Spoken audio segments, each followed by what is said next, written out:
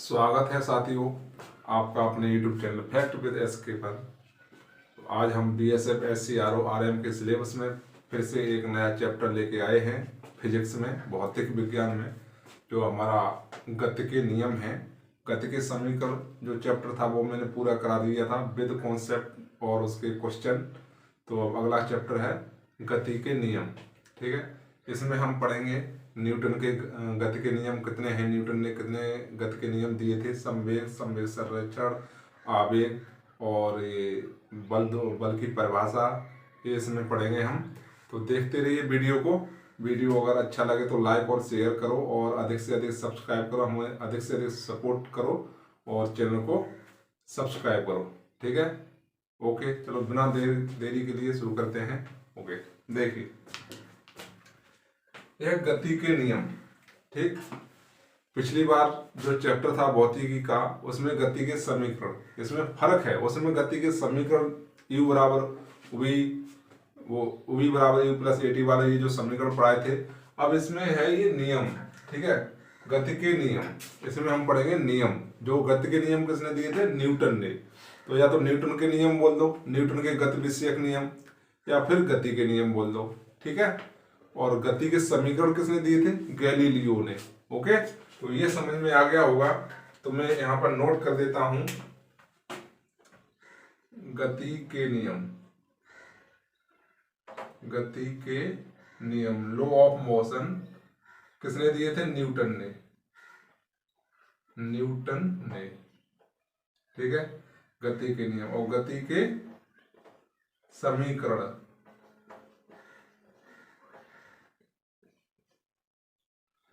किसने दिए थे? गैलीलियो ने। ठीक है, ये समझ में आ गया होगा। तो गति के समीकरण तो हमने करा दिए। अब अगला ये चैप्टर है हमारा गति के नियम, जो किसने दिए थे? न्यूटन ने। तो इसमें 3 न्यूटन ने गति के नियम दिए हैं, फर्स्ट, सेकंड, थर्ड। ठीक है, तो हम अब इनको डिटेल में पढ़ेंगे, फर्स्ट, सेकंड, थर्ड। तो उनसे पढ़ने से पहले हमको एक थोड़ा सा पॉइंट समझना पड़ेगा, जड़त्व का नियम। वो जड़त्व पढ़ना पड़ेगा। जड़त्व क्या चीज है, क्योंकि ये आगे यूज होगा, वो मैं आपको समझाऊंगा। ठीक है, चलो, जड़त्व, इनर्शिया बोलते हैं इसको, जड़त्व, INERTIA, इसको इनर्शिया बोलते हैं। ठीक है, जड़त्व होता क्या है? जड़त्व का देखो, सीधी सीधी भाषा में अगर बोलना चाहो, जड़त्व का मतलब जैसा है वैसा ही रहना चाहिए। ठीक है, जड़त्व का मतलब क्या है? जैसा है वैसा ही रहना चाहिए, वही जड़त्व है। अगर इसको हम गति का जड़त्व बोले, ठीक है, अगर इसमें गति का जड़त्व क्या होता है तो क्या हो जाएगा? यदि कोई वस्तु विरामावस्था में है तो वो विराम में ही रहेगी, या कोई गति अवस्था में है तो गति में ही रहेगी जब तक कि उस पर कोई बाह्य बल आरोपित न किया जाए। ये जड़त्व का गति का नियम है। ठीक है, गति का फर्स्ट नियम है और इसी को ही गति का जड़त्व कहते हैं। ठीक है, इसी को ही गति का जड़त्व कहते हैं और यही गति का फर्स्ट नियम है। ठीक, तो क्या था? यदि कोई वस्तु विरामावस्था में है तो विराम में ही रहेगी, या गति अवस्था में है तो गति में ही रहेगी जब तक कि उस पर कोई बाह्य बल आरोपित न किया जाए। ठीक है, तो ये है जड़त्व। जड़त्व का मतलब मैं बता देता हूं, पहले क्या है, जड़ लिख देता हूं इधर। जड़त्व है जो वस्तु जिस अवस्था में हो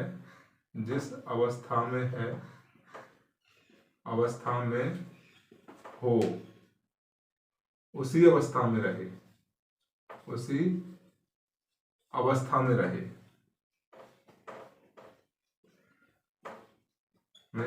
रहे, ये तो जड़त्व है केवल। ठीक है, जड़त्व होता क्या है, इनर्शिया क्या होता है? ये है जो वस्तु जिस अवस्था में हो उसी अवस्था में रहे, तो वो तो जड़त्व कहलाती है।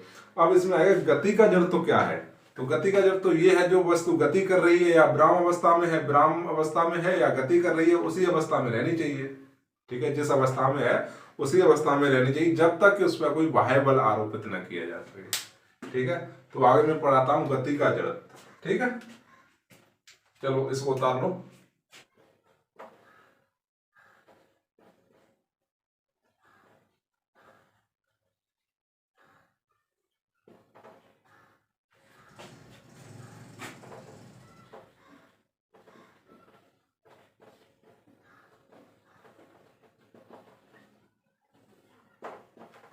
गति का जड़त्व, इनर्शिया ऑफ मोशन।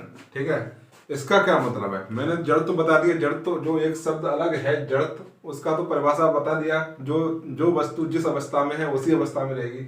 अब गति का जड़ तो है, ठीक है, गति का जड़ तो क्या होगा, यदि कोई वस्तु विरामावस्था में या गति अवस्था में है तो उसी अवस्था में रहेगी जब तक कि उस पर कोई बाह्य बल आरोपित न किया जा सके। सेम यही फर्स्ट नियम न्यूटन ने दे दिया था। ठीक है, तो लिख दो, यदि कोई वस्तु विरामावस्था में है या गति अवस्था में है तो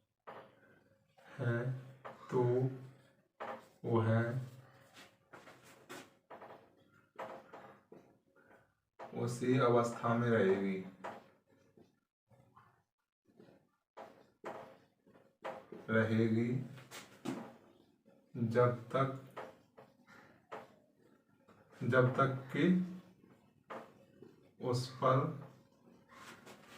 कोई बाह्य बल आरोपित नहीं किया जा सके। ठीक है, ये है गति का जड़त्व, इनर्शिया ऑफ मोशन। यदि कोई वस्तु विरामावस्था में है या गति अवस्था में है तो वह उसी अवस्था में रहेगी जब तक कि उस पर कोई बाह्य बल आरोपित नहीं किया जा सके। ये है गति का जड़त्व। ठीक, इसी को ही उसने न्यूटन ने फर्स्ट नियम दे दिया था। ठीक है, तो इसको किसने दिया था, गति का जड़त्व किसने दिया था, ये भी देख लो, जड़त्व का नियम या गति का जड़त्व। ठीक है, जड़त्व का नियम किसने दिया था, गैलीलियो ने। इसको मापते किसमें है, मतलब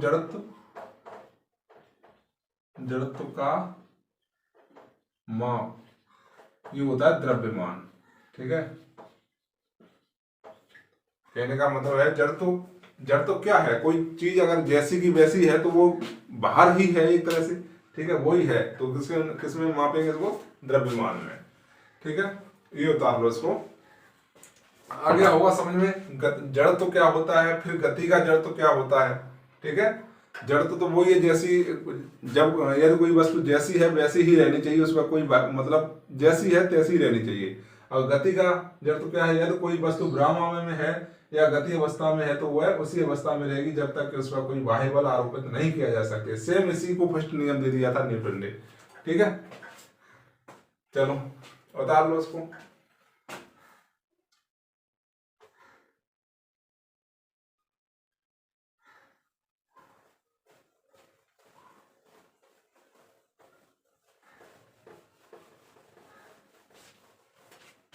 अब देखिए,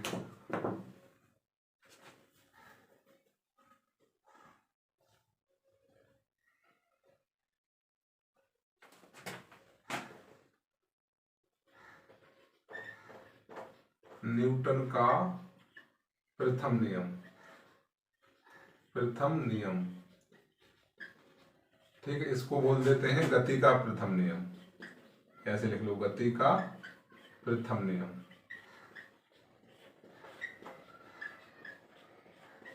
ठीक, सेम यही है, यदि कोई वस्तु विरामावस्था में है या गति अवस्था में है तो वह उसी अवस्था में रहेगी जब तक कि उस पर कोई बाह्य बल आरोपित न किया जा सके। इसको अब देखो, यहां लिखना है न्यूटन के प्रथम नियम को,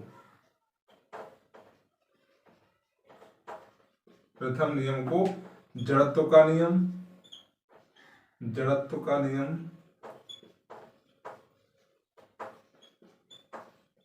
का नियम या गैलीलियो का नियम,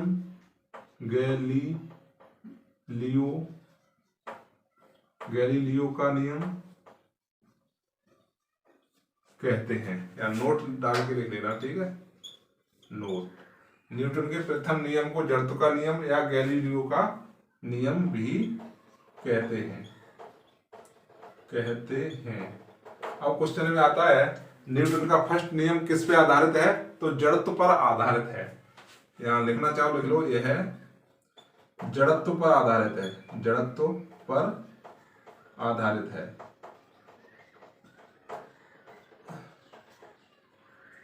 ठीक है, न्यूटन का जो फर्स्ट नियम है वो क्या है, यदि कोई वस्तु विरामावस्था में है या गति अवस्था में है तो वह उसी अवस्था में रहेगी जब तक कि उस पर कोई बाह्य बल आरोपित नहीं किया जा सके। न्यूटन के प्रथम नियम को जड़त्व का नियम या गैलीलियो का नियम भी कहते हैं। यह जड़त्व पर आधारित है, मतलब न्यूटन का फर्स्ट नियम है जड़त्व पर आधारित, सेम ये ही जड़त्व का नियम है। इस वजह से जड़त्व का नियम और न्यूटन का फर्स्ट नियम एक ही है। ठीक है, ये ही जड़त्व का नियम है और ये ही न्यूटन का फर्स्ट नियम है। ये है जड़त्व पर आधारित है, ये मोस्ट याद रखने वाली बात है। ये कभी कभार क्वेश्चन में पूछते हैं पेपर में कि जड़त्व का प्रथम नियम किस पे आधारित है। जड़त्व का प्रथम नियम, वो न्यूटन का प्रथम नियम किस पे आधारित है, जड़त्व पर आधारित है, ऑन डिपेंडेंट इनर्शिया। ठीक है, चलो उतार लो। अब देखिए बल, फोर्स क्या है, ये जो फोर्स कहां से निकल के आया है, फोर्स गति के प्रथम नियम, मतलब न्यूटन के प्रथम नियम से ही निकल के आया। ठीक है, तो बल की जो परिभाषा है न्यूटन के प्रथम नियम से मिलती है।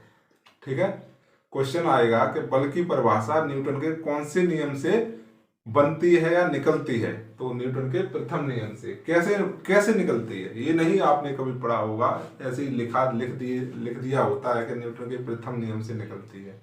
कैसे निकलती है, देखिए मैंने क्या बताया, न्यूटन का प्रथम नियम था यदि कोई वस्तु ब्रह्मावस्था में है तो वो ब्रह्मावस्था में है या गति अवस्था में है तो उसी अवस्था में रहेगी जब तक कि उस पर कोई बाह्य बल आरोपित न किया जा सके। जो बाह्य बल जो आरोपित करेंगे ना वो ही तो बल है। ठीक है, वो ही तो बल है। ठीक, तो इसको परिभाषा के रूप में लिख सकते हैं, बल वो है भौतिक कारक है, बल वह भौतिक कारक है जिसको हम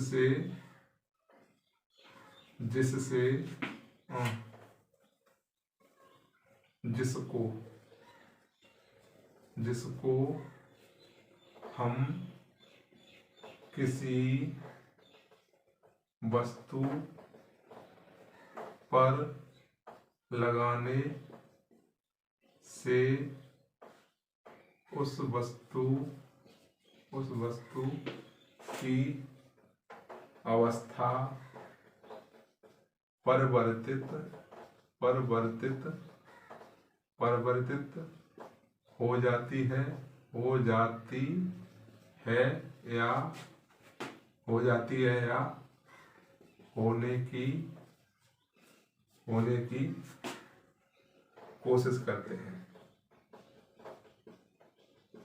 होने की संभावना रहती है, ऐसे करना, संभावना रहती है। देखो बिल्कुल मैंने देसी भाषा में लिख दिया है। ठीक है, किताब में ऐसी परिभाषा नहीं मिलेगी। ठीक है, बल वह भौतिक कारक है जिसको हम किसी वस्तु पर लगाने से उस वस्तु की अवस्था परिवर्तित हो जाती है या होने की संभावना रहती है। ठीक है, क्या है बल, कहीं कहीं लिखा हुआ बल वह धक्का या खिंचाव है। ठीक है, बल वह धक्का या खिंचाव है जिसको हम किसी वस्तु पर लगाने से उसकी वस्तु की अवस्था परिवर्तन हो जाती है या परिवर्तन होने की संभावना रहती है। इसका मतलब क्या है, जैसे मैं किसी इस बोर्ड को ही धक्का मार रहा हूँ। ठीक है, इस बोर्ड पर बल लगा रहा हूँ तो ये तो हिलेगा नहीं, लेकिन अगर ज्यादा बल लगाऊंगा तो एक टाइम ये आएगा, ये हट जाएगी, बोर्ड है ना, हट जाएगा। तो मतलब या तो परिवर्तित होने की संभावना रहती है, मतलब संभावना तो है, अगर ज्यादा बल लगाऊंगा और ज्यादा बल लगाऊंगा तो संभावना तो है कि ये बोर्ड हट जाएगा, और परिवर्तित भी हो जाता है। अगर कोई छोटी सी वस्तु है जैसे चेयर टेबल है, उसको उठा के उधर फेंक दो तो वो होने की संभावना, उसमें क्या होता है, बल लगता है। ठीक, तो वही बल या बल वह भौतिक कारक है जिसको हम किसी वस्तु पर लगाने से उस वस्तु की अवस्था परिवर्तित हो जाती है, मतलब अवस्था परिवर्तित हो जाती है, या गति हो जाती है, या फिर विराम में आ जाती है। अगर कोई चीज गति है उसको हम धक्का दे के रोकेंगे तो वो विराम में आ जाएगी। अगर वो विराम जो कोई गति कर रही है उसको हम खींचेंगे तब भी विराम में आ जाएगी। और कोई विराम में है उसको हम धक्का मारेंगे तो गति करने लगेगी। तो वो बल ही है, वह जो बाह्य कारक है वो क्या है, बल है। ठीक है, चलो आ गया होगा समझ में बल की परिभाषा। ठीक, तो ये है बल। तो इसको देखो और आगे इसका बल बराबर, ये बल की परिभाषा यहां नोट कर लो। बल की परिभाषा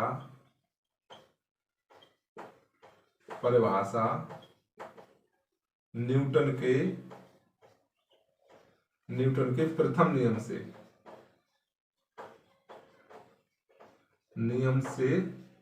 मिलती है।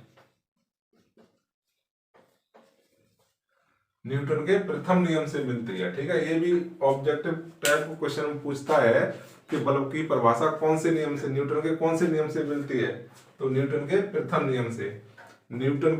नियम से बल की परिभाषा मिलती है, और न्यूटन के द्वितीय नियम से बल का सूत्र मिलता है, बल का समीकरण मिलता है। ठीक है, ये याद रखना। चलो इसको उतार लो।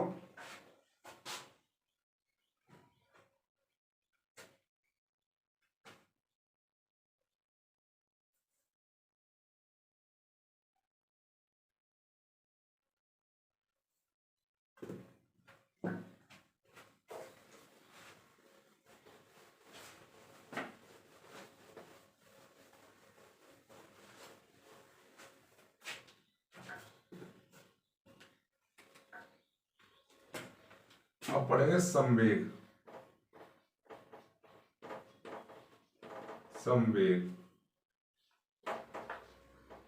Momentum, TUM, momentum. ठीक है, संवेग TUM है इधर। संवेग क्या होता है?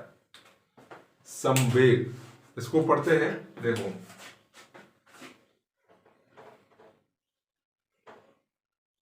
द्रव्यमान, क्या लिखेंगे, किसी वस्तु के द्रव्यमान तथा उसके वेग के गुणनफल को संवेग कहते हैं। ठीक है, इसे P से प्रकट करते हैं, प्रदर्शित करते हैं, कुछ भी करते हैं। P बराबर M इंटू V। ठीक है, द्रव्यमान इंटू, ऐसे लिख लो, द्रव्यमान इंटू वेग, फिर P बराबर M इंटू V। P क्या है? सदिश राशि है संवेग, और वेग भी सदिश राशि है, इस पे लगा दिया। ठीक है, इसका ये फॉर्मूला बन गया। ठीक है, यहां लिखना, यह है सदिश राशि है, यह सदिश राशि है। देखिए संवेग को पढ़िए अच्छी तरह से। किसी वस्तु के द्रव्यमान तथा उसके वेग के गुणनफल को संवेग कहते हैं, इसे P से प्रकट करते हैं। यह एक सदिश राशि है, P बराबर द्रव्यमान गुणा वेग, P वेक्टर क्यों लगाया, क्योंकि ये सदिश राशि है, बराबर M इंटू V। V भी एक सदिश राशि है, वेग। ठीक, अब आगे इसके मात्रक पढ़ते हैं। ठीक, मात्रक क्या होता है इसका, देखो मात्रक यूनिट क्या होता है इसका, मात्रक क्या होता है, द्रव्यमान इंटू इसका, द्रव्यमान का मात्रक कितना होता है, किलोग्राम। ठीक है, किलोग्राम इंटू वेग का मात्रक क्या होता है, मीटर प्रति सेकंड, तो मीटर प्रति सेकंड। इसको ऐसे लिखना चाहो ऐसे लिख लो, केजी एम प्रति सेकंड। ठीक, मात्रक हो गया इसका। विमा भी लिख लो साथ के साथ, याद हो जाएंगी। ठीक है, विमा क्या हो जाएगी इसकी, एम, द्रव्यमान की विमा एम, और वेग की विमा क्या होती है, एल टी माइनस वन। ये याद रखना हमेशा। ठीक है, M L T minus one. ठीक, ये तो विमा हो गई। अब दिशा, जब ये सदिश राशि है तो इसकी दिशा भी तो कोई होगी ना। दिशा क्या होगी, दिशा की तरफ क्या होती है, दिशा होती है वेग की तरफ, वेग की तरफ, वस्तु के वेग की तरफ। ठीक है, ये होगा वस्तु के वेग की तरफ। आया कुछ समझ में इसमें, मात्रक तो आ गया होगा समझ में, किलोग्राम मीटर प्रति सेकंड या केजी एम प्रति सेकंड। विमा M L T minus one पहले मैं निकलवा चुका हूँ। इनकी विमा ऐसे कैसे निकालते हैं, ये ज्यादा बड़ा नहीं है, इस वजह से नहीं निकाल के दिखाया, कोई दिक्कत नहीं है। द्रव्यमान की विमा एम, वो ये किलोग्राम की विमा क्या होती है, एम। ठीक है, और ये हो जाएगा मीटर की विमा, लंबाई की विमा एल, और सेकंड की टी इनवर्स हो जाएगा। ठीक, दिशा वेग की तरफ मतलब वस्तु के वेग की तरफ। ये समझ में नहीं आया होगा आपको दिशा का क्या फंडा है। देखिए, अब मान लीजिए दिशा में समझाता हूं कैसे निकालते हैं। ये कोई वस्तु है, ठीक है, ये कोई वस्तु है एम द्रव्यमान की। ठीक है, अब ये वेग है, v वेग से जा रही है, v वेग से इस साइड में जा रही है। ठीक है, इस साइड में जा रही है। ठीक, एम द्रव्यमान की कोई वस्तु v वेग से इस साइड में आगे की तरफ जा रही है। अब मैं इसको आपसे पूछूं कि इसका संवेग किस साइड में होगा, संवेग जो लगेगा वो किस साइड में लगेगा, संवेग जो p बराबर किस दिशा में होगा, p बराबर भी तो इसी दिशा में होगा ना। ठीक है, p बराबर इसी दिशा में होगा, जब इसी दिशा में जब वेग जा रहा है तो उसी दिशा में संवेग होगा। ठीक है, ऐसे निकालते हैं इसको। ठीक, संवेग भी v की दिशा में होगा। ठीक है, वेग की दिशा में। ठीक है, पीछे नहीं होगा, जो आगे जा रही है तो उसी दिशा में होगा। ठीक है, चलो बता लो इसको, संवेग हो गया। न्यूटन का प्रथम नियम में जो इसके अंतर्गत समझाने वाले पॉइंट है वो संवेग आ जाएगा। उसके बाद संवेग संरक्षण दूसरे में आता है, लेकिन इसी में समझा देता हूं मैं। ठीक, उसके बाद दूसरा नियम पढ़ेंगे न्यूटन का। ओके, चलो उतार लो।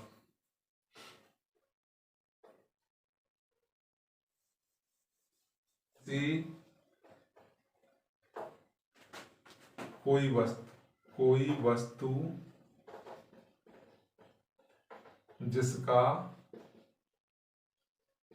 जिसका द्रव्यमान 5 kg है, 5 kg है, वो है 10 मीटर प्रति सेकंड के वेग से उत्तर दिशा में जा रही है,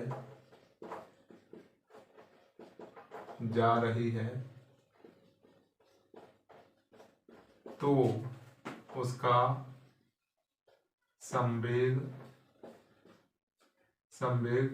किस दिशा में होगा, संवेग क्या होगा तथा किस दिशा में होगा।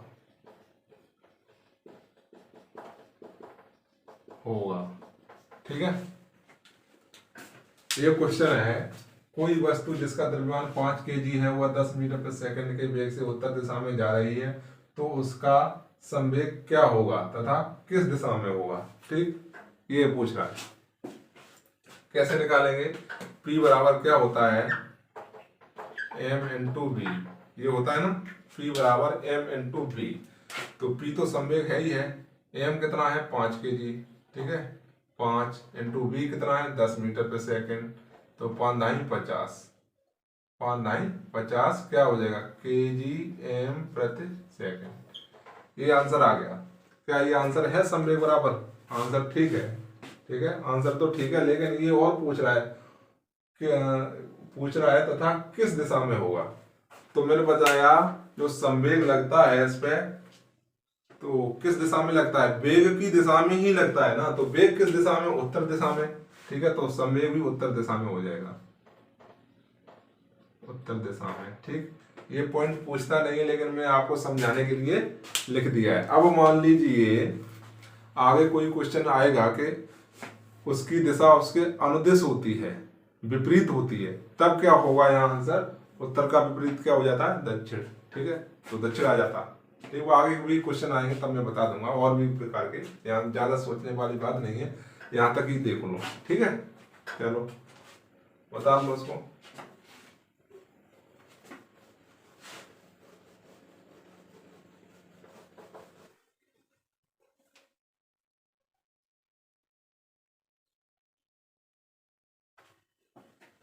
अब देखिए, रेखी संवेग संरक्षण का नियम मोस्ट इंपोर्टेंट है।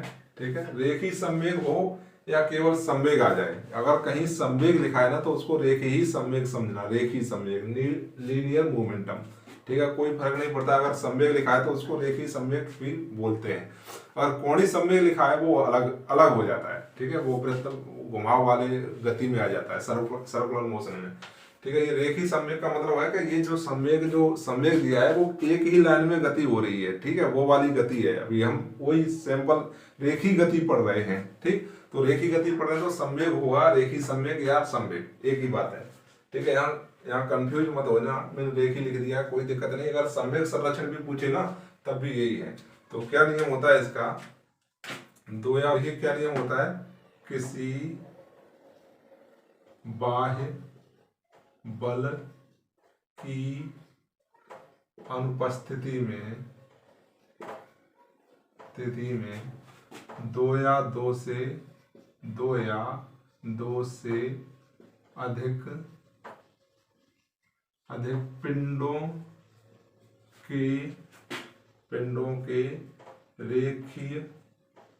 पिंडों के रेखी संवेगों का संपूर्ण किसी बाह्य बल की अनुपस्थिति में दो या दो से अधिक पिंडों के रेखी संवेगों का संपूर्ण संवेग नियत रहता है। ठीक है, ये तो किताबी भाषा हो गई। ठीक है, किसी बाह्य बल की अनुपस्थिति में दो या दो से अधिक पिंडों के रेखी संवेगों का संपूर्ण संवेग नियत रहता है। इसको ही रेखी संवेग संरक्षण का नियम कहते हैं। संरक्षण, रेखीय संवेग तो समझिए। संरक्षण क्या होता है? संरक्षण का मतलब है जितना हमारे पास खर्च हो जाए उतना ही आ जाए कहीं से, वही संवेग संरक्षण है। मान लीजिए मेरे पास 5 रुपया थे। ठीक है, 5 रुपया थे, वो मैंने खर्च कर दिए। इसको 5 रुपया को खर्च कर दिया, फिर 5 रुपया और कहीं से किसी ने मुझको दे दिए, तो मेरे पास कितना बचा? 5 ही बचा ना। 5, मेरे पास 5 रुपया थे, 5 खर्च कर दिए मैंने, फिर उसके बाद 5 किसी ने मुझको दे दिए तो 5 बचा। तो मेरे पास जो बचा था वो पहले जितना था उतना ही तो बचा ना। तो कहीं खर्च कुछ नहीं हुआ, जितना खर्च हुआ उतना आ गया, मतलब संरक्षण तो उतना ही था। ठीक है, कहने का मतलब ये है, संरक्षण का मतलब ये है कि जितना आए उतना, जितना खर्च हो उतना आ जाए। ठीक, वो ही है। ठीक, तो यही बोल रहा है किसी बाह्य बल की अनुपस्थिति में, मतलब जब संवेगों का संवेग संरक्षण होगा उसमें बाह्य बल नहीं लगेगा। ठीक है, किसी बाह्य बल की अनुपस्थिति में दो या दो से अधिक पिंडों के रेखी संवेग, 2 या 2 से अधिक, 3, 4, कुछ भी, कितने भी पिंड हो सकते हैं, कितने भी वो हो सकते हैं, उनके रेखी संवेगों का कुल संवेग, संपूर्ण संवेग नियत रहता है। तो सूत्र क्या बन जाएगा इसका?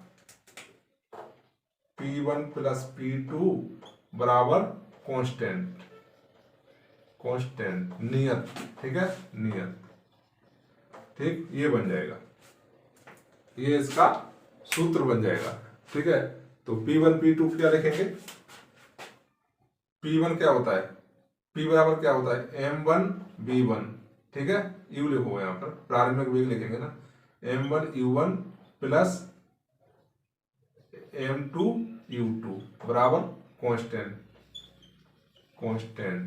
ठीक है, ऐसे भी लिख सकते हैं इसको। ठीक, अब देखा होगा आपने, ये भी होगा M1 U1 plus M2 U2 बराबर M1 OV1 प्लस M2 और V2, ठीक है, ये भी होता है, ये टक्कर के बाद का है, ठीक है, टक्कर संघट्ट कोलिजन, इसका चैप्टर अलग आएगा तब मैं पढ़ाऊंगा, उसमें भी देखिए संवेग संरक्षण तब और डिटेल में पढ़ाएंगे, अभी तक इतना ही पढ़ लो, ठीक है। ये है टक्कर के बाद का, संघट्ट के लिए यहां लिख दो टक्कर, जब दो पिंडों में टक्कर होती है तब क्या होगा, टक्कर के लिए, ठीक, ये टक्कर के लिए संवेग संरक्षण का नियम है, ठीक है। तो इसका एक क्वेश्चन बनता है, वो मैं कराता हूं तुम्हारे लिए, ठीक है, कैसे क्वेश्चन बनता है इसको उतार लो। सवाल है किसी 50 kg 100 kg लिख दे, 200 kg तोप से, किसी 200 kg तोप से 20 kg का गोला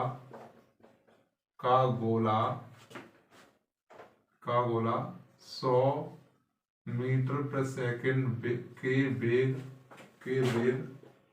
से छोड़ा जाता है,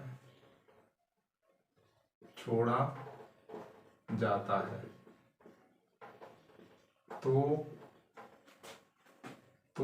तोप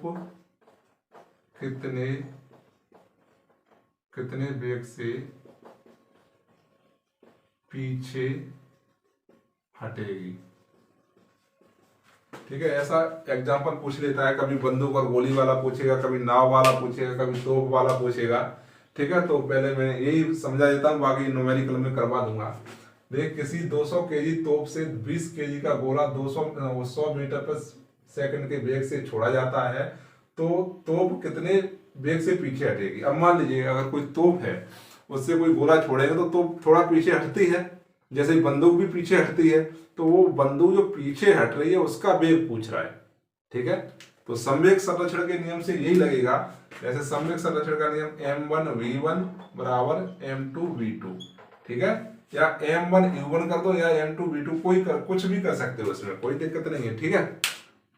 m1v1 बराबर m2v2 ऐसा क्वेश्चन पूछेगा तो ये वाला संवेग संरक्षण के नियम से, संवेग संरक्षण के नियम से, ठीक है, m1v1 m2v2, ठीक, इसमें हम तो निकालने का तरीका है, ठीक है, कोई दिक्कत नहीं है, या m1u1 कर सकते हो या m2u2 कर सकते हो, v की जगह u1 या u2, ये तो वेग ही पूछ रहा है, कोई प्रारंभिक वेग अंतिम वेग कुछ नहीं पूछ रहा है, ठीक है। तो वेग को दोनों से वो कर सकते हैं, या u से कर लो या v से कर लो, कंफ्यूज में मत पड़ना मैंने क्या लिखा क्या नहीं, ठीक है।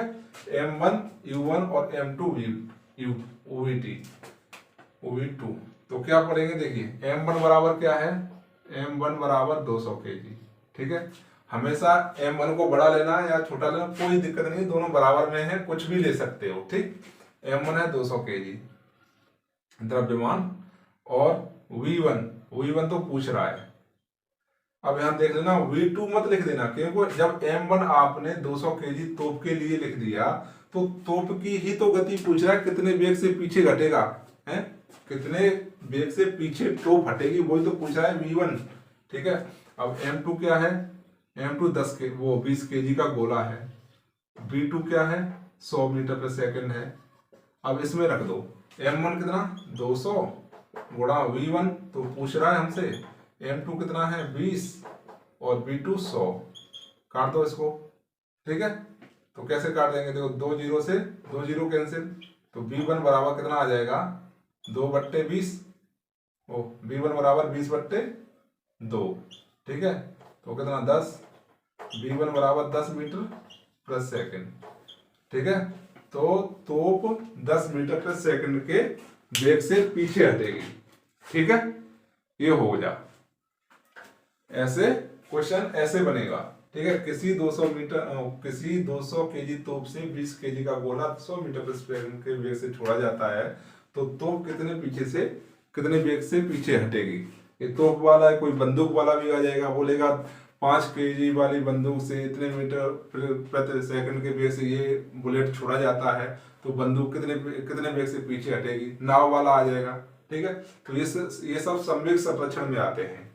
आगे एक चैप्टर है संघट्ट वाला, वो टक्कर वाला जुड़ जाते हैं, वो थोड़ा अलग चैप्टर है वो भी संवेग संरक्षण पर आधारित, उसको भी मैं पढ़ाऊंगा, अलग चैप्टर है वो तो, ठीक। तो इसको उतार लो। आज के लिए बस इतना ही। तो देखते रहिए, चैनल को सब्सक्राइब करो, वीडियो को अधिक से अधिक लाइक और शेयर करो, ठीक है। Okay, thank you.